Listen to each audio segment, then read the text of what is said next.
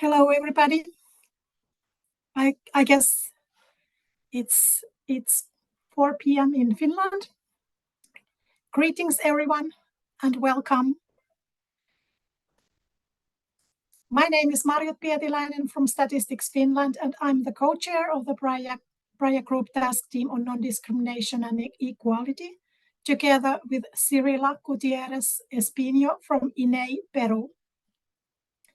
Since the creation of the task team in late 2021, we have mainly focused our efforts on the development of the survey questionnaire. But now that we have a solid draft ready for field testing by national statistical offices, we want to come back to the second product that our task team has committed to work on, which is the guidance on the use of administrative data for statistics on non-discrimination and equality. Let me start by thanking the Office of the High Commissioner on Human Rights for supporting this important work alongside UNDP. Today, we will hear from Ms. Shadia Rask, the expert consultant working with us in developing this guidance.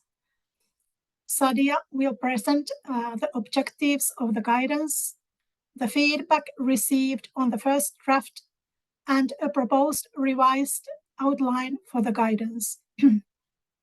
The purpose of today's meeting is to get your feedback on the proposed content for the guidance.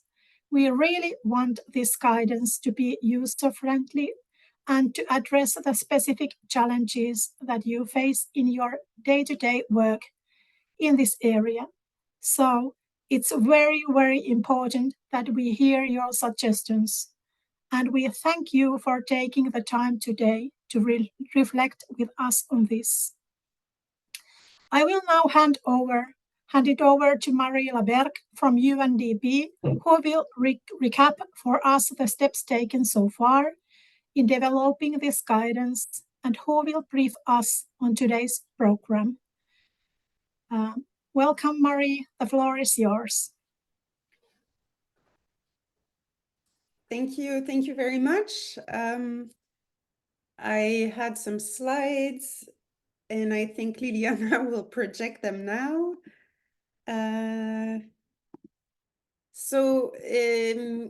Those of you who have been with us, thank you, Liliana, who've been with us for the past few years, really. We started working on our survey and started discussing the administrative data guide back in 2022. So those of you who were with us since the beginning will remember, Liliana, you can go to the next slides, thank you. Will remember that we had an initial discussion on this guide in April of 2022. And then we had our first attempt to produce a first draft, starting with some interviews that were held with several of you. Liliana, if you click one more time, I think we will have a list of countries that contributed to the sort of documentation of relevant national practices. And that took place again, for the most part of 2022. And then based on research and consultations, our first consultant helped us produce a first draft towards the end of 2022. Now that first draft was reviewed by some of you, but most especially by the European Commission subgroup on equality data, and of course by the EU's Fundamental Rights Agency, FRA, who facilitates the work of the subgroup. So you see above the yellow box here a snapshot of some guidelines that were already published by the EC subgroup on equality data So guidelines on improving the collection and use of equality data.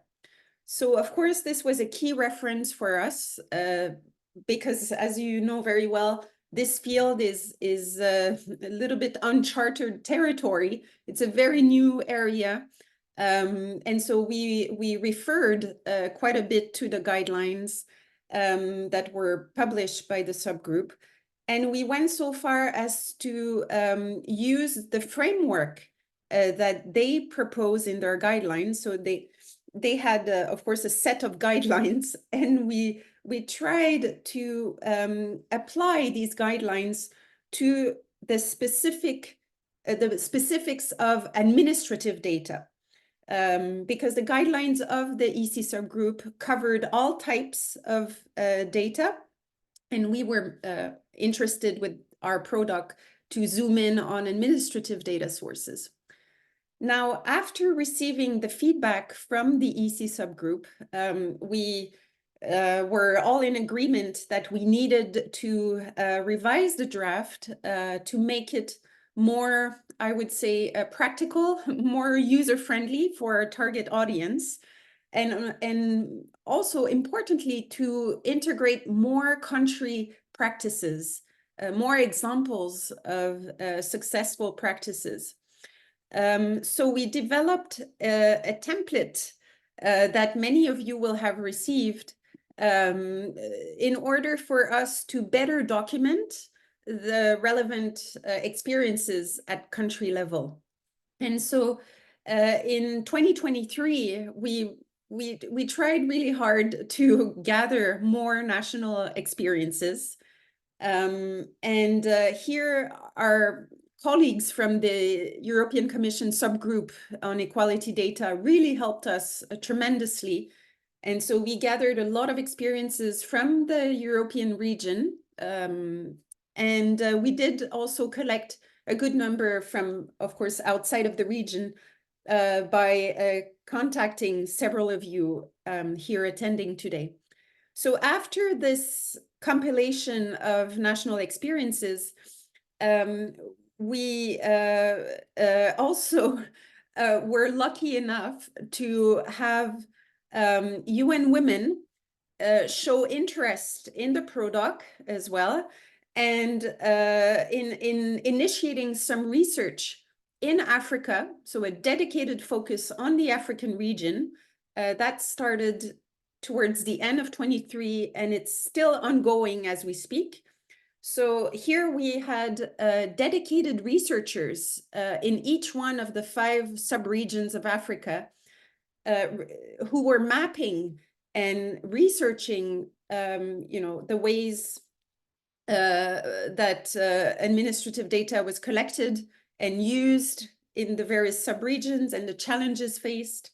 And so reports are being finalized as we speak. So this is a tremendous compliment to the in-depth mapping that was conducted in the European region. So we're very grateful to UN Women and, of course, to the UN Statistical Division Collaborative on Administrative Data, who is supporting this research. And so what we are doing at the moment, with the help of our new expert working with us, whom you will be meeting very shortly, Shadia Rask, is to revise the draft based on the feedback that we received on the first draft and the additional research and the national the national experiences that were documented mainly in Africa and in the European region. So to revise the draft to make it into something that will be more practical for statisticians and administrative data producers to use. The timeline that we are working with at the moment is that further to this meeting today, where we will receive important feedback from you, we plan to finalize our new draft by the 30th of June of this year.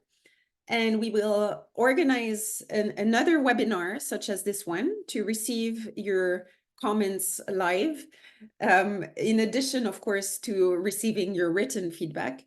And based on that meeting and the first round of comments, we will produce a final, a revised final draft, which should be available by the 30th of October of this year.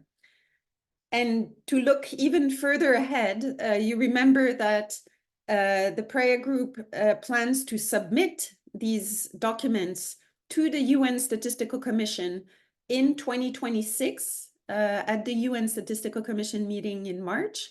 So we have to spend the year 2025 consulting with the international statistical community. So we will organize a formal consultation with all NSOs around the world and international organizations to receive everyone's feedback, revise the document as necessary, and so prepare for the official submission to the UN Stats Commission in 2026. So this is in a nutshell where we came from and where we are heading. Liliana, you can go to the next slide. Right. So today, we are very happy to have with us Shadia. So Dr. Rask will present to you a summary of the main comments received on the initial draft and some suggestions of issues that could be further developed in the guide, and even a proposed outline for the new guide. Now, after her presentation, we will invite two researchers from the African research that I mentioned earlier. So we will have Nancy, who researched the national practices in Southern Africa, and Buaza, who researched the state of play in Northern Africa. We will then invite Cyrilla, our co-chair of the task team, who will tell us how she, from a statistical office perspective, how she is dealing with the very big challenges that she faces in accessing and using the administrative data produced by some of the key ministries that she collaborates with. And then after these three presentations, we will come back to the presentation of Shadia, and specifically to the questions that she will raise at the end of her presentation to see if there is a need to revise anything in the proposal that she is sharing with all of us in light of what we will have heard from those who work in the field. Of course, throughout the sequence, we will invite your reactions and your feedback, and we really do encourage you to share your views, your suggestions. This is really a product for all of us, and so we very much welcome your ideas of how to make it as useful and operational as possible for all of you.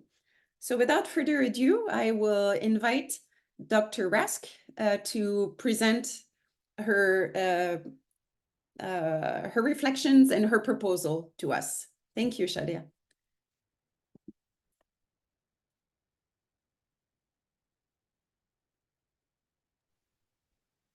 All right.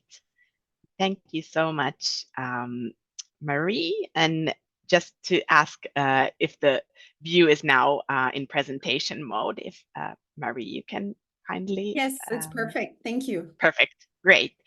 All right, dear colleagues, thank you, Mario, for the opening words, and Marie for the overview of all the extensive work that has already been done. It's really a pleasure and privilege to be joining this work, and today to present the proposal for the revision of the guidance and the second version. So greetings from Finland. from Espoo, the neighboring city next to Helsinki.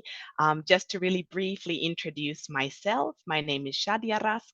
I'm a PhD in public health. I've specifically looked at diversity and health in the population using survey data and in the context of immigration. And for the past 13 years, I've worked for the Finnish Institute for Health and Welfare. But as of January 2023, I've been on study leave, studying corporate responsibility at Hanken School of Economics. And that was why I was free and available to jump into this consultancy and a new project, and really excited about a month into the project today. So as Marie shared, I will be presenting the purpose and the current version of the guidance shortly, summarizing the main comments that were received on the first version, and then presenting the suggestions for the revision of the guidance in accordance to the feedback that we have received. And then finally, there are some questions which hopefully we can discuss together, and I'll be able to incorporate your feedback and ideas into the revision. So briefly, the purpose of the guidance, as you know, is to provide and expand methodological guidance on the collection and use of administrative data that documents discrimination and inequality in all its forms, including direct discrimination and indirect discrimination. And the primary target audience are NSOs, but also other data producers and users. And it's been outlined that the guidance should not only identify what's happening at country level and across various regions, but also prioritize the actions needed to bridge the current data and capacity gaps. And in the current version, there are two sections. There's the background and purpose of the guide, and then there are the guidelines for producing statistics on non-discrimination and equality. And these guidelines further are divided into two sections, so institutional and structural guidelines and the operational guidelines. And if we have a closer look at those, these are as Marie shared, adapted from the EC subgroup on equality data publication on guidelines on how to improve the collection and use of equality data.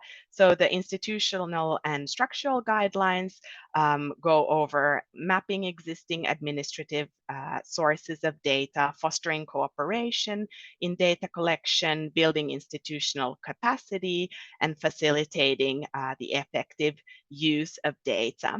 And then the operational guidelines have 5 specific guidelines on ensuring the comprehensiveness of data collection, enhancing validity and reliability of administrative data, improving comparability, making effective use of existing administrative data sources to measure indirect discrimination, and finally, collecting and using administrative data in full compliance with international and national data protection rules.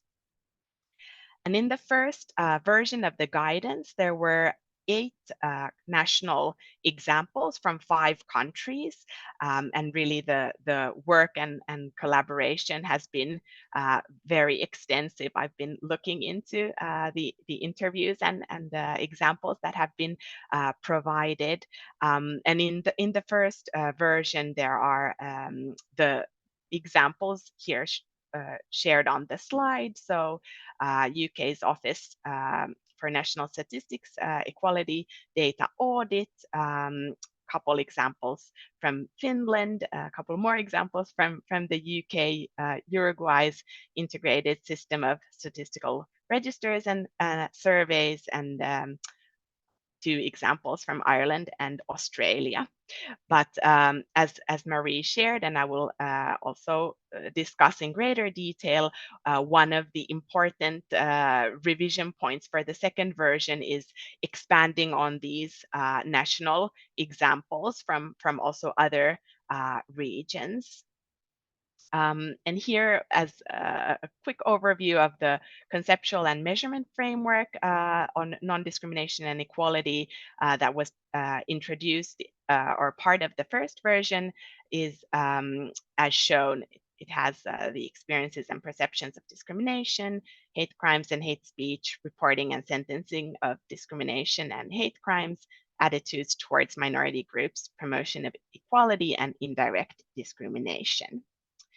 And then moving on to the feedback that was received. So there were several suggestions related to revising, editing, shortening the guidance so that it would be more user-friendly, for example, providing an executive summary.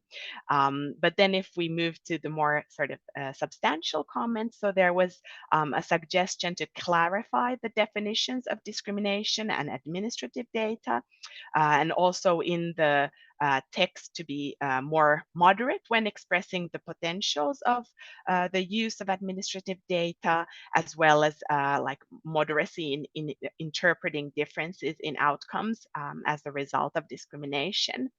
Also, new content was suggested to be added on how to collect admin data on hard-to-reach groups, and also to elaborate on the challenges and potential risks of using administrative data for statistics on non-discrimination and equality, and also introducing possible safeguards and compliance with human rights-based approach to data collection. And to summarize, the key goal of the revision is to revise the guidance into an actionable form, presenting actions that any NSO interested in producing specific SDG indicators can take. And thank you, Marie. I will share a couple slides that are put together by you. So here's still a more detailed description of the feedback specifically from developing countries. So the feedback has been that we need guidance on how to promote coordination between NSOs and relevant data producing institutions, how to promote the active participation of senior management of data producing institutions. Also, guidance is needed on how to guarantee the confidentiality and security of personal data collected by a public institution and when shared with the NSO for statistical purposes. And also guidance on how to build and maintain a single national database on discrimination, harassment, hate crimes that consolidates key indicators or data sets collected from a variety of sources. And also how to use survey data to complement the information obtained from administrative sources. And finally, also guidance is needed on how to identify groups at risk of discrimination, also in census data. And some of the specific challenges that were raised and that should be addressed is the legal restriction on access and or use by NSOs of administrative records and microdata.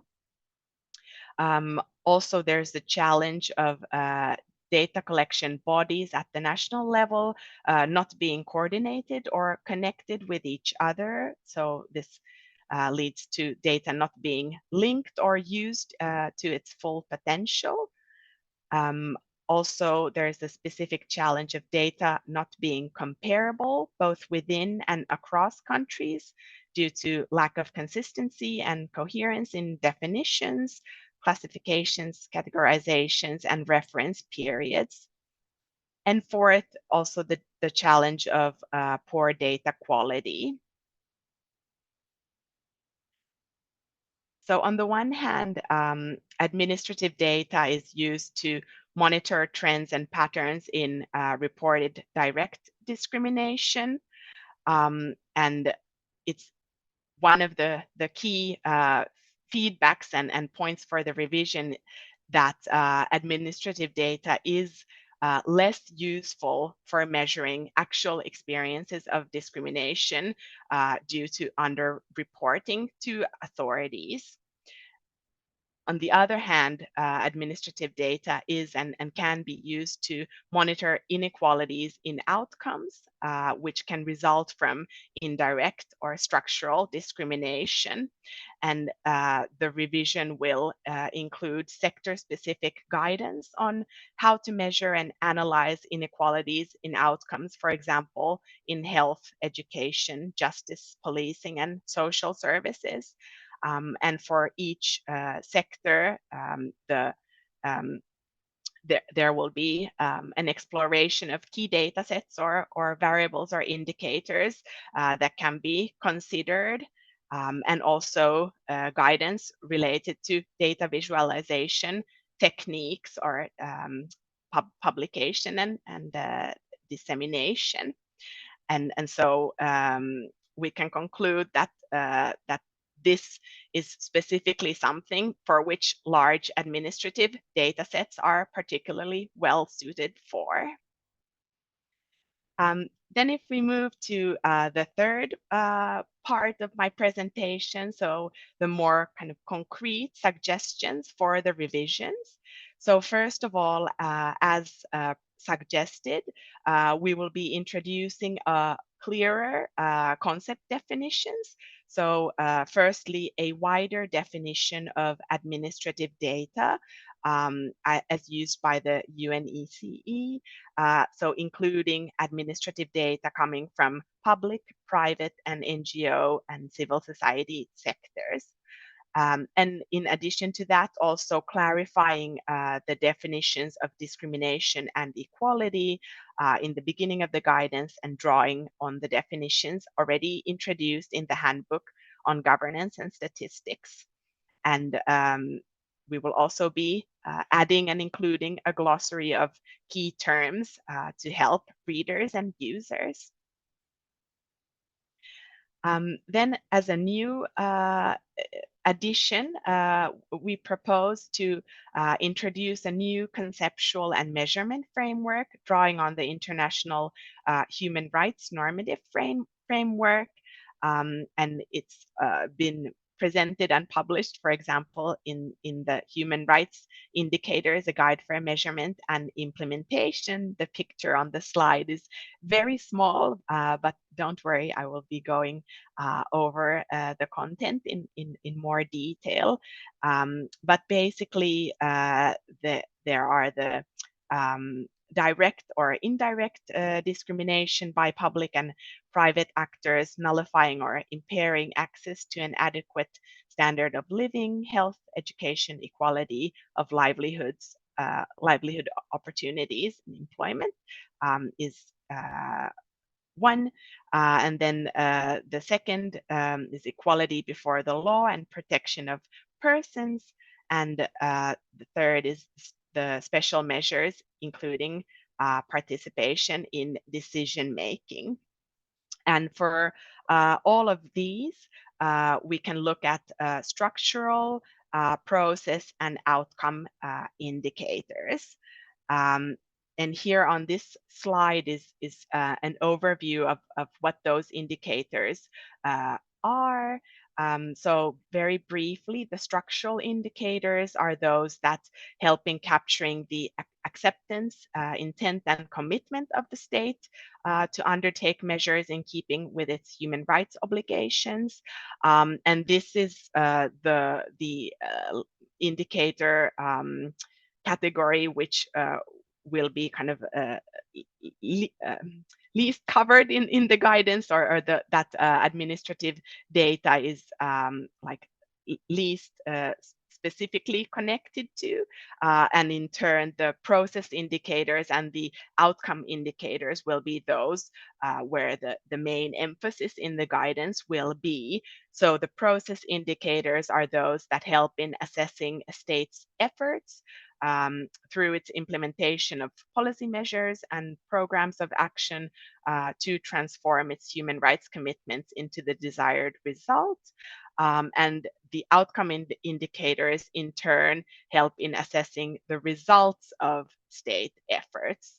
And if we now move on to look at some illustrations to give a more concrete understanding. So if we look at measuring direct or indirect discrimination, indicators include, for example, the proportion of employees, for example, migrant workers, reporting discrimination and abuse at work, and who initiated legal or administrative action, or on the other hand, things like parity indices, looking at female, male, rural, urban, bottom, top wealth quintile, etc.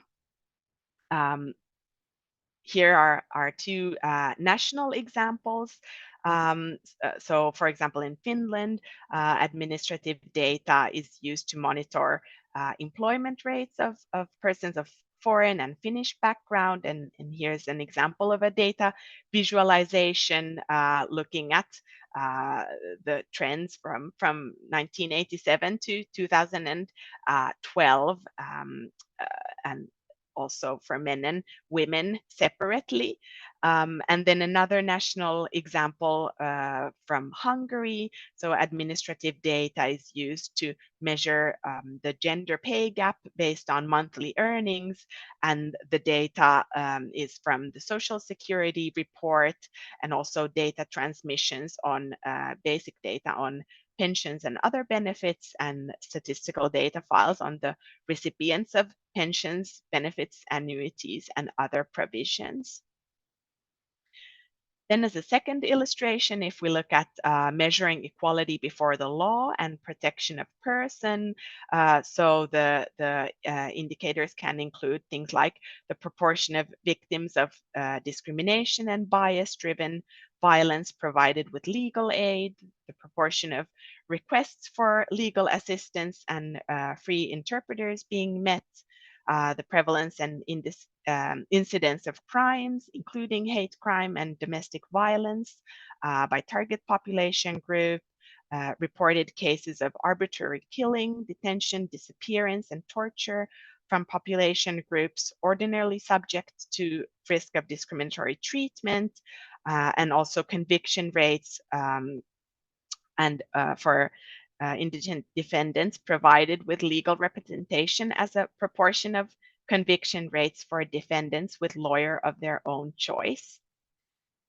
And then finally, if we look at the measuring special measures, so these can be, for example, the proportion of targeted population groups accessing positive action or preferential treatment measures aiming to promote de facto equality, trade union membership, and proportion of seats in elected or appointed bodies. And here is a national example from Hungary that administrative data is used to measure female representation in public service personnel. And then one of the key points of the revision is also a mapping and reviewing of SDG indicators that are relevant to non-discrimination and equality. And already the SDGs 5, 10, and 16 have been identified as those that will be prioritized in the work. But also for many of the other SDGs, we will be looking at how administrative data is and can be used for these SDGs. And as already mentioned, there will be more case examples from diverse contexts. And there's really extensive collaboration and previous work that has already been done, and I'm really at awe and impressed with that, and also hoping to have new points of contact and storylines, and we will be coming to that in the next steps, but really so that this would be useful for NSOs in different regions, and really reflecting the good practices and also challenges in diverse contexts. So we will be focusing on this in the revision. So to summarize, the new content will be looking at challenges and potential risks of using administrative data, also including, of course, the advantages. Then some specific content on collecting data on hard-to-reach groups, providing a quality assurance framework and guidance on data quality. Also some new content on the ability of different registers and databases to communicate with each other, so interoperability, and really keeping this SDG indicator mapping at the core of the revision. And we've been exploring different kinds of publications and guidances that already exist, and two alternative structures were explored for this revised guidance and the structure of it. So on the next slide, I will be sharing them, a visualized version of them, but the more traditional structure, we've been drawing on the guidelines on improving and using administrative data in agricultural statistics, and then reflecting that to a more visual and actionable structure that we found in the improving the collection and use of administrative data on violence against women, the global technical guidance. It's quite small here, but basically the main differences are that on the left-hand side, there's a kind of a more traditional structure with a clear chapter outline, and where it's possible for the reader to specifically look at the specific chapter that they're interested in. And here on the right-hand side is a more visualized version where the steps flow from 1 to 8, and on the other hand, the different national and regional examples are really put forth here already in the contents list. And what we are proposing today is as a structure, maybe like drawing on the traditional version, but definitely looking into different ways of visualizing the content so that it's reader friendly. But the proposed structure here would flow so that we would start with the executive summary and the acronyms, abbreviations, and tables and figures, and start off with an introductory chapter stating the target audience, the key definitions, and also presenting the conceptual and measurement framework on the right to non-discrimination and equality. Then chapter 2 would move on to discuss the advantages and limitations of using administrative data. Chapter 3 would discuss specific concerns. So starting off with like challenges related to the coverage for specific grounds and dimensions of equality, discussing hard to reach groups, as I already shared, looking into the question of intersectionality, and also potential discrimination and bias in algorithms and AI, and how that can affect administrative data and decision making. Then chapter 3 would be focusing on the role of the NSO in producing statistics on non-discrimination and equality. Chapters 4 and 5 discussing data quality and accessibility and data dissemination and communication, and including things like what to consider when interpreting data. And then the final main chapter 6 would include the illustrative indicators and national examples of administrative data sources, looking at the SDG indicators and specifically drilling into the different sectors of health, education, justice, policing, social services, and other key sectors. And so now we would like to invite and during this meeting, discussion and reflections on what I just presented, and specifically on these 5 questions that we've put together here on this slide. So it would be fantastic to hear your reflections on whether the proposed structure for the second revision is interesting and relevant for you, the primary target audience, the NSOs, or if there are suggestions or feedback on how it could be revised. The second question is whether the human rights normative framework that I presented, whether it seemed to capture the most relevant aspects of non-discrimination and equality from the perspective of administrative data. Third, we'd like to hear if there are other key sectors or sources of high interest other than health, education, justice, policing, and social services that have been already identified as key sectors. And if there is any feedback or suggestions that you feel have not been addressed or that you'd like to raise at this point. And then as a final question and point of reflection, we'd like to hear your thoughts on what perhaps would be the most appropriate name for the product. Right now, it's been discussed as a guidance, but whether or not there are pros and cons to calling it a manual or a handbook or something else. And as I mentioned, we'd really invite you all to still share story points of national examples on how administrative data sets are used.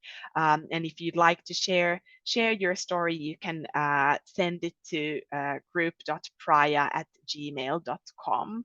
And the timeline was already presented by Marie, but as an overview, still the first draft of the second revision will be by June 30th, and the final draft of the second revision by October 30th.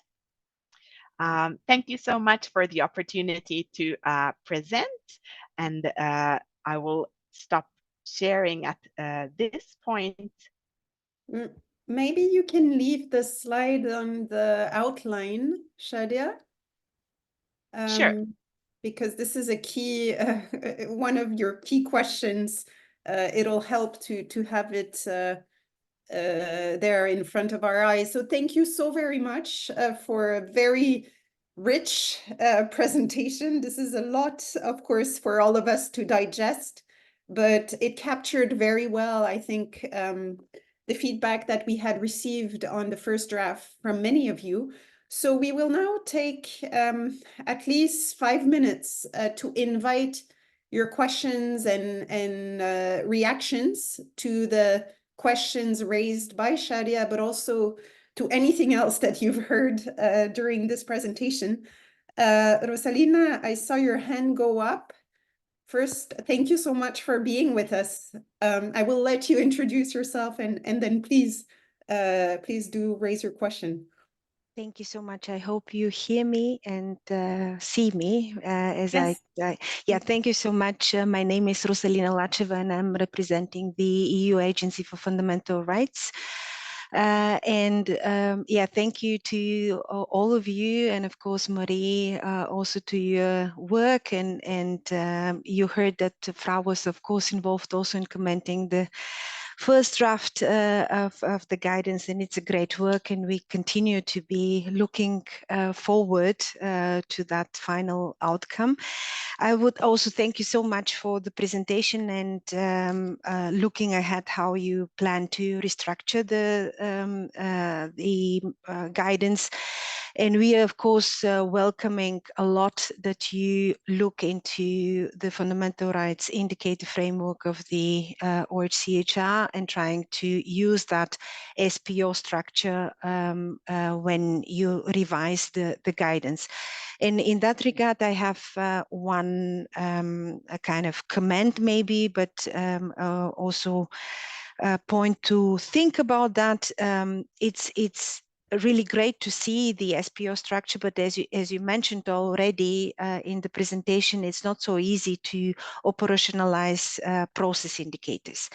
So the question, when you develop the outcome indicators, it's more easy to kind of agree on a set of outcome indicators. But when it comes to the kind of the process indicators, it's more kind of a qualitative information, of course, also information on budget and measures, etc. But this is the question how this could be collected in a comparable way, and who is going to coordinate such a questionnaire that is sent to countries, to which bodies, to which ministries, who is taking care of replying to such questionnaires in order to develop a kind of process indicators that could be really filled in by the countries in a comparable manner, and used for a kind of reporting on the state of equality and non-discrimination in a particular country. So this is just to rethink maybe what could be used and from which data sources this could be really a kind of fed or filled in, from which administrative data this could be a kind of filled in as a process indicator. It's interesting also for us to listen, because we will continue also our work on that SPO structure. Then another maybe just a comment with regard to the areas, but maybe I didn't get it exactly and you already have it. It's of course housing and employment, which are relevant areas, but I'm not sure, maybe you've mentioned that, and then how you're going to look into the criminal justice data, and how this is also, of course, the criminal justice data includes prosecution, includes police, but also data from equality bodies and NHRIs that deal with complaints data on discrimination victims and so on. So this is just a question how this is going to be kind of addressed as possible sources of information. So thank you so much. Great, thank you so much, Rosalina. We'll go straight to Leonardo's question, and then we'll give a chance to Shadia to respond. Leonardo, good to have you. Hello, good Hi. morning. Well, thank you for the opportunity. It's very interesting developments. I think that's, I just have, it's not a question, it's more a comment or something that I see in this kind of manuals. I really like when we have some kinds of boxes with case studies throughout the document, not only in the end, because it helps also to see the success story and not so successful stories is also good, because here we have many hurdles to go through when we think about many of these themes about using records, the administrative records, and things. Also something I did not see here that maybe is about, well, we are trying to do some kind of linkage, some kind of probabilistic matching. That's something everybody's trying to do that. You always gonna have a percentage, sometimes gonna have 20%, sometimes have 80%, and something, maybe the discussion how much is enough, or that's something that would be interesting in this is in the themes. And the last comment is also about the indicators and well, the areas that we should think about. It's the access to public service, as the diversity in the public service is something that's in SDGs, and something that we're working on. Maybe something interesting to actually the publication should be really linked with what you do with the SDGs, because it's something that is something that's asked from the NSOs, and sometimes we are really thinking about, it's hard to do much more than that. It's a pressure from outside, and really it'd be great to have every tool in our disposal in order to produce the SDG indicators, in the sense of doing the disaggregations, and also the SDGs have the last comment is that the SDGs have a lot of flaws. One of them is not really being detailed about the disaggregation, about the groups, peoples with disabilities, and some other groups that are more difficult to access. And that's be something to really stress how we can use this data to get indicators that are disaggregated and leave no one behind. But that would be many of comments. Thank you. Hey, thank you, Leonardo. Just to clarify, when you say access to public service, you mean representation in the public service? Representation. People Okay. so the public will see themselves in the diversity of the public service, you know, for the justice and also for the three powers in that sense. Yeah. Okay, very good. Which I think Shadia did cover, but she will get back to you under the dimension of special measures, right, Shadia? I think you gave that as an example of your third dimension in the framework, special measures to you know, to make sure that there is no discrimination. But please go ahead, Shadia. I'll let you respond. Yes, thank you so much, Rosalina and Leonardo, for the excellent reflections and comments and also questions. And yes, the representation in public service was part of I can even move us here. Yes, here on the special measures slide, so the proportion of seats in elected and appointed bodies, but definitely we can consider if that would be something that we would want to have as like visual here or where the health, education, justice, policing, social services are presented. And thank you, Rosalina, for raising up housing and employment and the criminal justice data. And I don't know if I'm able to comment on that in more detail at this point, but if Marie or my colleagues from OHCHR want to reflect on that, please do. But I definitely made notes on all that you were commenting and sharing, and I will look into these in greater detail. And it's really great to hear that the direction was good and had things that you found also important. So thank you so much for voicing those questions and comments. Yeah, thank you very much. And I'm trying to keep track. I see someone just posted a comment. Since you mentioned about a quality assurance framework, I just wanted to. Oh, okay, right. Now, in terms of potential sources, we have Sala, greetings, Sala, who is calling our attention to administrative records that are related to social development ministries, including child abuse, and national, subnational registries for different issues such as domestic violence. Yes, I think that's been a point raised actually as to whether or not, at least in the earlier draft, whether or not gender-based violence would be covered as a form of discrimination. I don't know if you've thought about that, Shadia. I remember this was a point raised in the first draft.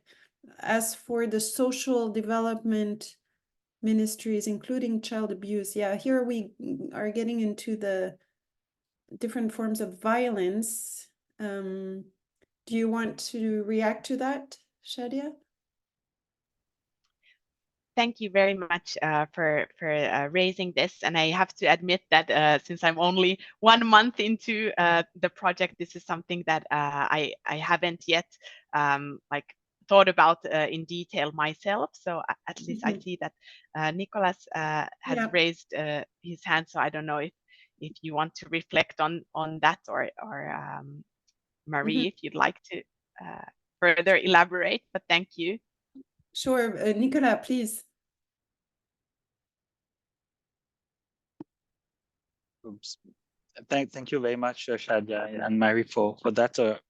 Very quickly, I was coming to get back to the comment from Rosalina about the SPO, the Structural Process Outcome Indicators framework, to say that I mean, she raised a very valid point, and this is something that we need to gather to discuss further and see indeed it's available, what are the practice of different NSOs and countries in this regard.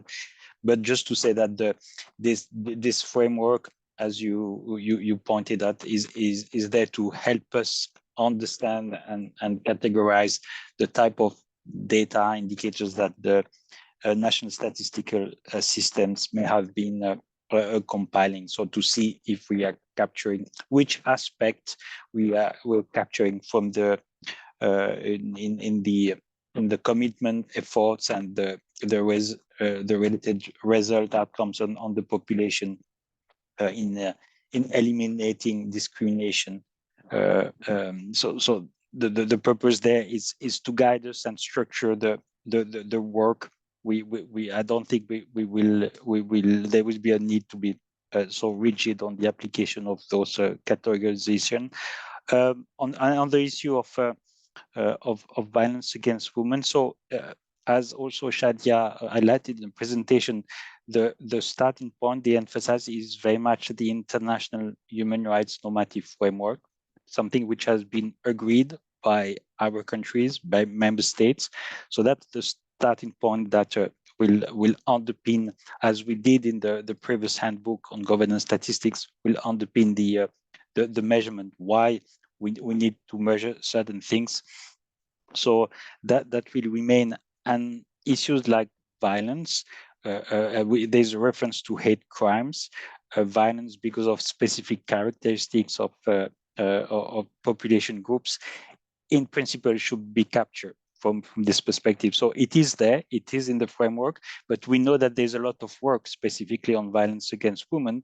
So we don't want to reinvent the wheel or necessarily reproduce, replicate things which are already quite well developed other places. But the point is to make the connections, because this is about discrimination. It is extreme situations of discrimination, violence. So we'll have to make the connections. But I think it's a positive thing because there's already a lot of work that we can connect to. But it won't be a new handbook on violence against women and all the other aspects which have been captured elsewhere. But the need to make a connections like SDG indicators would be important. And just on I think on the sectors, if I can just add, I think the element of participation in public affairs that was also mentioned, I think is maybe in the policing, if I understand correctly, but this is something that would be important obviously to capture with the comments received. Thank you. Excellent. Thank you so much, Nicolas. I think we can add also that the ambition of this guide, given we are at such an early stage in this research, I mean, broadly speaking, I don't think we aim to promulgate any standards, right, with this guide. This is more a mapping of experiences and some recommendations on good practices. So on the process indicators, I think what we will want to do is to capture some of the good practices that we have noted and to explain why these may be strong indicators and to offer them to countries who may be interested in producing more indicators in this area. So just to lower the bar a little bit, I think at this stage with the first edition of a guidance, we will not aim to, say this is the standard from now on, but rather to recommend some good practices. Now, I see time is running and we have 3 more discussants to invite. So let's carry on right away with Nancy. Nancy is our researcher for the Southern African region. Good to have you with us, Nancy. Thank you so much. You will have 5 minutes to brief the plenary on the key findings that you have identified for, I think it was 5 countries of Southern Africa that you've researched.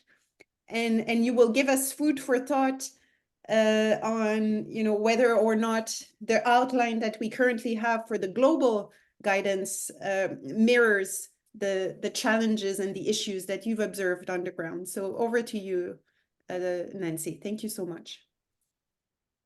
Thank you, Marie, and greetings to all. As mentioned, my name is Nancy Odhiambo, and I'm involved in the study on admin data systems on discrimination and equality. The second slide, please. The study, as mentioned, is focusing on the Southern African region, and 5 countries were observed. That was Botswana, Malawi, South Africa, Zambia, and Zimbabwe. Next slide, please.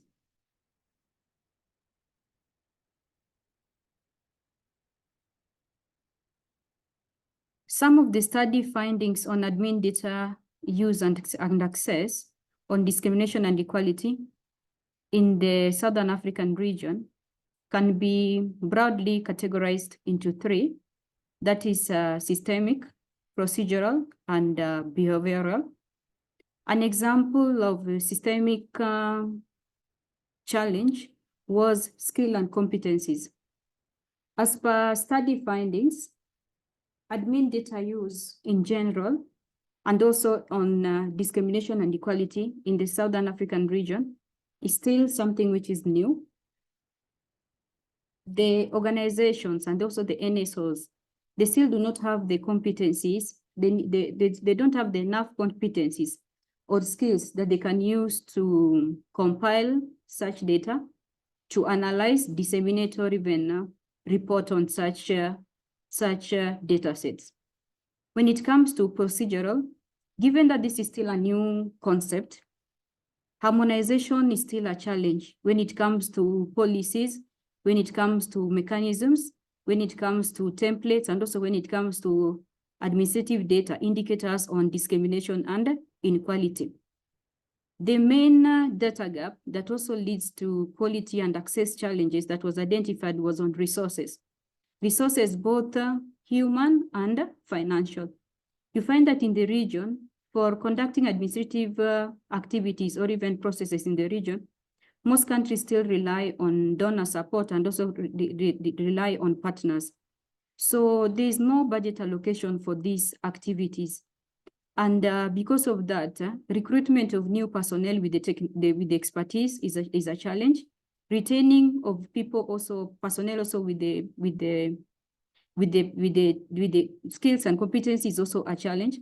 And another thing is that, like, given that there's no financial support, then training or even capacitating the personnel also on these new methodologies, for example, now use of admin data on discrimination and equality is also becoming a challenge. So this one leads to the challenge of resource, leads to the challenge of quality, and also the challenge of access and use. And on quality, the main challenge here is consistencies. Consistent in terms of indicators, consistent in terms of concepts and definitions, consistency in terms of data collection templates, and also frequency of reporting and dissemination. Because you find that many stakeholders are involved, but yet there are no protocols or even when to report or templates to use when it comes to this discrimination and inequality. And then when it comes to access, one of the main challenges here that I found was on infrastructure. You find like most of the organization or most of the NSOs here, they don't have that infrastructure that which is accessible online, that if somebody needs admin data, maybe on discrimination and equality, can easily go on the database and get the information. That one's a big challenge. Those that have systems, they have systems for internal use, but not for the public. So that one became one of the challenges that's limiting use and access. The next slide, please.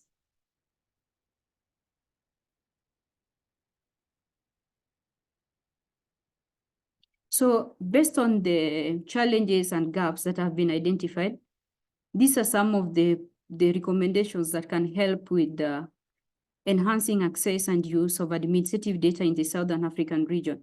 One of them being capacitation and awareness. This is still a new concept in the region. So if you want it to be enhanced or to be a sustainable use even in the future, we need capacitation and awareness on how the admin data can be produced, on how it can be analyzed, on how it can be disseminated, and also on how it can also be compiled. So this will help with the bridging the skills gap, and also it will help with also addressing sensitive topics within different contexts. Another thing that it will help with is improving the access and use of admin data in the region. Another thing is having a centralized system, as mentioned, which is accessible online. As mentioned, there are no databases which are accessible online.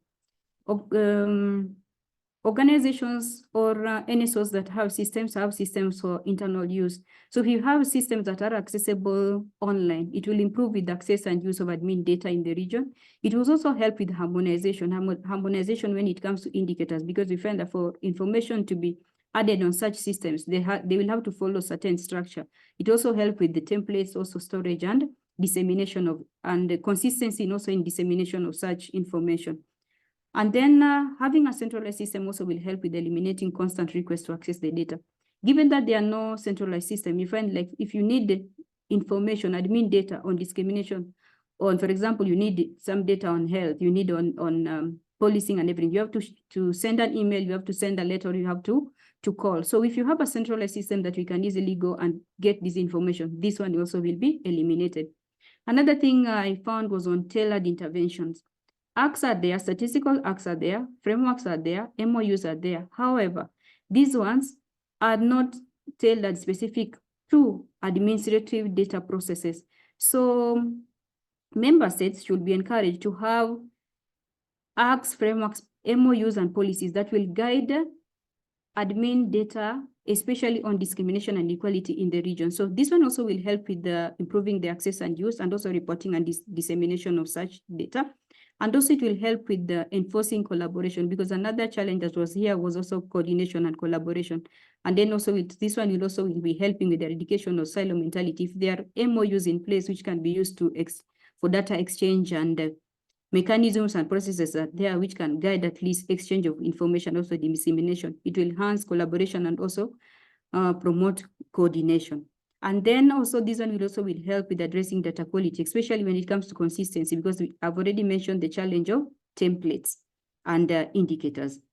The last recommendation is just to encourage member states not to over-depend on donors, but also to try to talk with their governments if they can allocate resources for administrative data activities in the region. I think that one also will help with enhancing the use and access of admin data in the region. Overall, for these recommendations to be achieved, the NSO have a key role, since they are the official statisticians who produce data. And this one cannot happen if we want to enhance the use and the access of admin data in the region. Thank you. Thank you so much, Nancy. And we heard a lot of the issues that were already brought up by Shadia, so that's reassuring. However, you really highlight that a lot of the foundations are not yet in place in the African context. So we're starting from the very foundations of having the right resources, human, financial, IT systems. So thank you for reminding us of the big challenge ahead. Leonardo, if you don't mind, we'll have our second African presenter, and then we'll see if we can open up before Cyrilla. So please, Boaza, over to you. Thank you very much, Marie. Hello, everyone. It's a pleasure for me to be with you today for this interesting webinar concerning this interesting subject. As mentioned by Marie, regarding one of the sub-Africa region targeted by this consultancy undertaken by UN Women and Praia Group. My name is Boaz Aboushkhar. I am expert in statistics. I am in charge of the North Africa sub-region for this consultancy, especially by doing the research for 3 countries, Algeria, Morocco, and Tunisia. Next slide, please. Today, I will share with you, as mentioned also by Shadia. Thank you very much, Shadia, and all the colleagues, and also Nancy for many funding, many thoughts, many ideas that relating to the use of administrative data for this interesting subject. I will share with you some main findings that we had after doing this mapping exercise for these 3 countries. First of all, as general overview, next slide, please. For these 3 countries, because when we talk about the use of administrative data for inequality and discrimination, also we can talk broadly for all the other sectors. But in general, for these countries, we discovered that we have different, so we call it type or nature of national statistical system, because the institutional framework or the institutional environment of any statistical system has a very important impact on how to use the administrative data for any subject. And that's what we discovered, because between centralized, we call it centralized national statistical system, and decentralized national statistical system. Centralized, that means there is a very important role of the National Statistical Office in collecting and using and disseminating data. Decentralized, that means we have other department, other national institution in charge of collecting and using and disseminating the statistics for the subject of the area of this institution. Also, other point is that we discovered that we have differences in the legal and institutional framework, especially when we talk about legal framework, statistical legal framework. We have some countries, we have all the statistical laws and also we have other countries that have updated statistical laws, and that is in relation also of the nature of statistical system, if centralized or not centralized. What that means? That means when we have a decentralized national statistics, usually we have updated statistical law that allow us to have more developed definition, as mentioned by Shadia, for example, for administrative data. That means the use of administrative data, not only the administrative data produced by public sector, but also other institutions. Other points, the use of administrative data in these 3 countries, we have different experience based also in these differences in the institutional framework, but also on the methodological and conceptual framework existing in each country. That's as general overview. Next slide, please. And as specific finding for this 3 countries regarding this specific subject, discrimination and inequality context, we discovered that all the countries have ratified and adopted several international human rights treaties. That means that when we have this kind of the international human rights treaty, that means there is a need to have information and data to follow up the implementation of these data. Also, as other finding, we had the role of national institutions in promoting human rights and gender equality. All these countries have many national institutions doing this work. Concerning the data protection and privacy, the 3 countries had already adopted the legal framework for this data protection. And we have, as I mentioned, different nature of national statistical system between more decentralized in Morocco and very centralized, for example, in Algeria. And in the other part, because it was an opportunity to know exactly, because if they have other data source, for especially the household survey that can produce this type of data, all the 3 countries they implement several household survey. We have some differences between the countries that produce the general information concerning socio-economic and demographic data relevant to the theme of inequality and discrimination. Other slide, please. Concerning the existing administrative data system for inequality and discrimination based on the information collected from all the NSO website, official publication, and also metadata existing for some countries, for example, Morocco, concerning the use of administrative data. We discovered that we have many data, administrative data produced and disseminated with some differences between countries depending on the nature of each and the experience of each country concerning several sectors. We collect, they produce statistics. It's not very direct indicator and statistic relevant to discrimination and inequality, but we call it as proxy indicator that can be very useful, especially if we have more disaggregate data for this sector. Regarding data gap analysis, most of the country, all these countries, we have absence of detailed data on intersectional discrimination, disability status, socioeconomic status. These kind of disaggregations are very important for this subject. And concerning the challenges in this administrative data system in this country, we have most of the time lack of coordination among different sectors and among between different institutions, especially between National Statistical Office and other institutions. And as good practice and good example, for some countries we have some good practice concerns. For example, for Morocco, we have when the High Commission for Planning, which is the National Statistical Office of Morocco. They have a lot of experience in administering, in collecting, in producing, and also in ensuring the quality of administrative data, and also by disseminating via their online website of this type of data.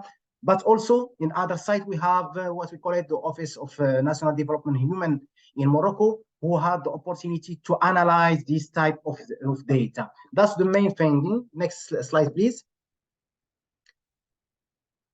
Concerning the recommendation based on this study, and I think it will be very useful and already discussed by the colleague before.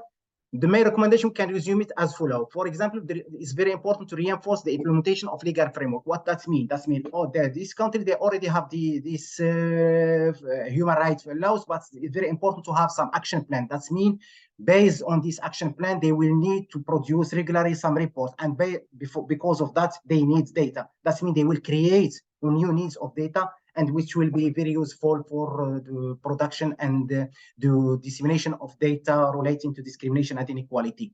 Also, the second point is to strengthen the national institution. The first part for the relation between National Statistical Office and other organizations, but also to strengthen the role of a human rights institution to give them the opportunity to collect more data to follow up all the action relating to the subjects.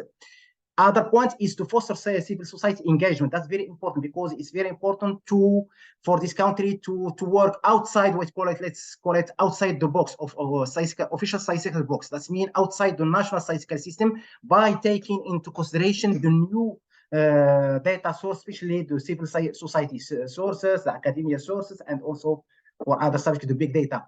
That's why, because civil society usually they are working in the field, they collect a lot of data. The most important is to try to enhance their work and to use this kind of data. Other recommendation concern enhanced data governance and accessibility by implementing comprehensive data governance framework and giving priority to getting relevant data, to have open data for all the users.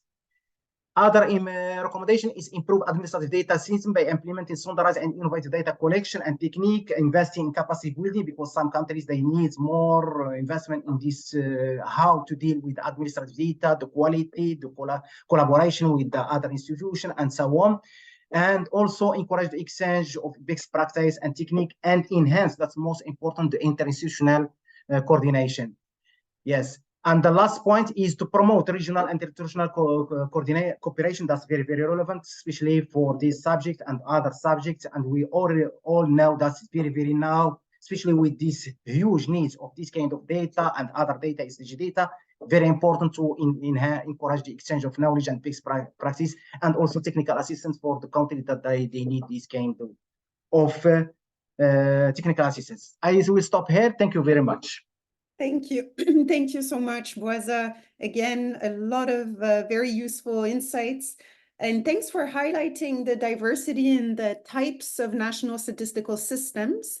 This probably has some important implications on the role of the NSO in helping to quality assure the data produced, compiling the data, producing statistics out of the data. So maybe that's something that we have not fully considered in the global outline of the outline of the global guidance. So thanks for that.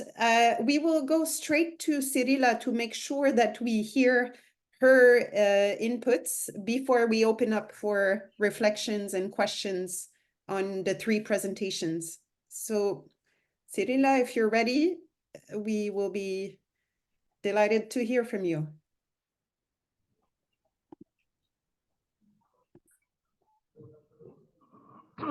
Gracias, Marí. Saludos a todos los presentes. Voy a iniciar mi presentación desde la experiencia del Instituto Nacional de Estadística e Informática de Perú en la elaboración y en el uso de registros administrativos referentes a discriminación y acoso. Voy a centrarme en tres temas. Uno, cuáles las principales dificultades que afrontamos los CINES. Dos, cuáles son los desafíos o avances. Y tres, voy a presentar un ejemplo práctico de cómo trabajamos con los registros administrativos para calcular un indicador no clave, como es la tasa de feminicidios en el Perú.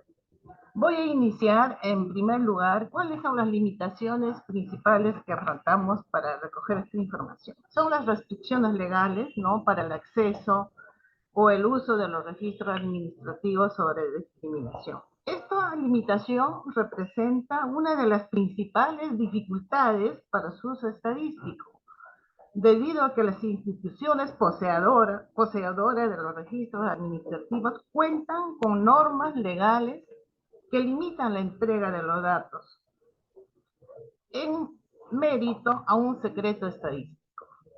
A lo señalado se agregan las limitaciones conceptuales y metodológicas que dificultan el diseño y la recopilación de los registros administrativos. No se cuentan con normas y estándares estadísticos. Los registros administrativos, hay que recordar, se crean como un recurso adecuado a las circunstancias institucionales y no con un fin estadístico. Entonces, ahí viene un trabajo de los institutos de estadística de ponerlos estos datos para que sean, pues, indicadores que representen la verdadera dimensión de este fenómeno en cada país. A su vez, las unidades de análisis, ¿no?, de estos datos de registros administrativos utilizan diferentes unidades requeridas de medición, ¿no? Por ejemplo, hay diferentes periodos de referencia, las definiciones empleadas, etcétera, como consecuencia de una carencia de una norma o de un estándar, ¿no?, que guíe, pues, este registro de información. Y el otro es que existe una subcobertura fuerte. Hay que tener presente que los registros administrativos son casos denunciados, no lo que ocurre en realidad en la sociedad. Entonces la subcobertura es alta, ¿no?, porque puede haber en que en el país no hay una política o la población no está consciente de que tiene que denunciar casos de discriminación o acoso que puede sufrir. Por ello, el proceso de convertir en este dato en fines estadísticos, también hay que tener presente la subcobertura, es complejo y operativamente hay que siempre relevar cuáles son las limitaciones o bondades que podemos tener. Algunos desafíos que en el Instituto de Estadística del Perú tenemos en cuenta en base a estos datos. En primer lugar, estamos creando un inventario de registros administrativos referentes a discriminación y acoso, siendo este proceso uno de los primeros pasos hacia la construcción de un sistema integrado de registros estadísticos de discriminación con la finalidad de conocer las fuentes de información administrativa disponible en el Sistema Estadístico Nacional. El otro desafío que tenemos, fortalecer, ¿no?, el proceso de identificación de las adecuaciones conceptuales y metodológicas requeridas de los datos administrativos para que tengan un acorde a normas internacionales, ¿no? Entonces, los cines también, ¿no? Como este grupo, aspiramos de que nuestros datos sean comparables internacionalmente y que podamos tener una medida, ¿no? De calcular los indicadores. Parte de este proceso es documentar los metadatos, que son las fuentes de información, que son un elemento clave para lograr un mejor aprovechamiento, ¿no? estadístico de las mismas, utilizando estándares internacionales. A su vez, vamos a definir la periodicidad de la recolección de los datos y de las variables, porque pensamos no incorporar y crear este sistema, que ya lo hemos iniciado, y que tiene que estar también enmarcado en este marco conceptual que describa claramente, ¿no? los conceptos y referentes que sustenten el registro administrativo sobre discriminación y acoso. Contar con una base de datos única, ¿no? sobre discriminación o acoso, ya que vemos que hay varias instituciones públicas que producen este dato y están dispersos. Y los cines, por función tenemos de registrar y de consolidar esa información, dando el apoyo técnico de normas y procesos para su estandarización y armonización. A su vez, fortalecer, este es un aspecto muy importante, fortalecer las coordinaciones interinstitucionales, ya que este dato es producido por diferentes sectores y es creando comisiones o comités, ¿no? de trabajo, donde podamos reunirnos cada cierto tiempo para ver el recojo adecuado y con todas las normas estadísticas de los registros administrativos referentes a acoso y discriminación. A su vez, garantizar también el secreto o confidencialidad de los datos administrativos, porque muchos de estos datos, de estos registros, se registran con los nombres y apellidos. Y esto es una de las dificultades, ¿no? de los sectores en no proporcionarnos esta información. Sin embargo, el INEI siempre garantiza de que por ningún motivo podrán ser difundidos los nombres de las personas, que su uso solamente es un dato y no es difundir, identificar a las personas. A su vez, también lograr que los altos directivos también de estas instituciones involucradas, de los gestores de información, pueden participar, porque esto es importante, un compromiso a alto nivel para poder obtener y que nos puedan proporcionar también la información. Ahora voy a exponer brevemente una experiencia, ¿no? de trabajo de lo que se les he expuesto en estimar la tasa de feminicidios. Creo que terminamos. En todo caso, la tasa de feminicidios en el Perú lo calculamos en base a un comité, ¿no? que participan 5 ministerios sobre discriminación y lo calculamos con registros administrativos y es un conteo de uno por uno para poder dar la información del Perú a nivel nacional, a niveles más pequeños de cobertura de provincias, distritos, y que participa en un proceso de contrastación de 5 ministerios que producen la información. Muchas gracias, ¿no? Creo que he resumido un poco el trabajo que tengo. Gracias.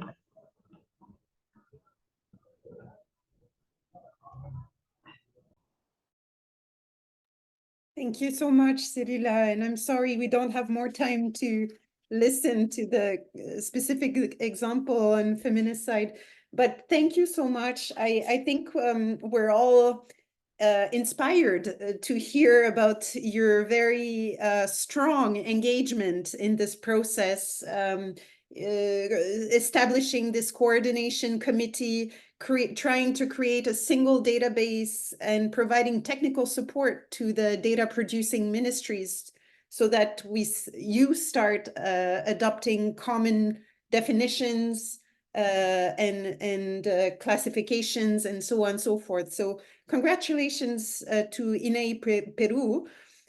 We have come to the end of our meeting, unfortunately, but let us take a few minutes for colleagues in the room to share any thoughts or reflection based on what they heard from our three speakers.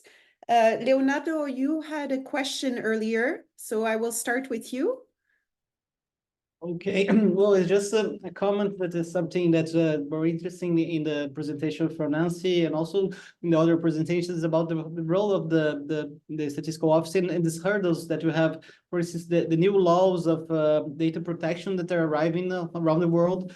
In IBG here in Brazil, I always say, oh, we should have a representation in parliament, because the statistical office should be an exception, because we have a statistical law that guarantees the confidentiality of the data. We have plenty of data that are very, very sensitive. So there's something, and I don't know if the other countries have the experience. Maybe there's something that could be shared also in the manual if they have. And also very interesting, what Cirila said, and also the role of the statistical offices, as the President Boazo, is centralized. Well, in Brazil, we are maybe the center of but we are like the King of England, because we cannot enforce the other administrations to use standards that we have, or even standards that are agreed among the administration. So because, well, everything that has to do with IT costs millions. So this, no, I cannot change my system. I must do it as I've always done. So that maybe there's some challenges there, and it'd be really great to see also in the manual. Or I saw that it was the idea of the case studies to send to the prior group, the experience. That would be really great to share, because we can learn from each other if can go in this direction. So thank you. That's very interesting session. Yeah, thank you so much also for reiterating the call for us, a call for stories from all of you here attending. Please write to the prayer group if you're interested in sharing an experience, and we will be very happy to call you and to capture your experience. Before we close, I will pass it to Nicolas, who had also a comment, and then Shadia. Thanks.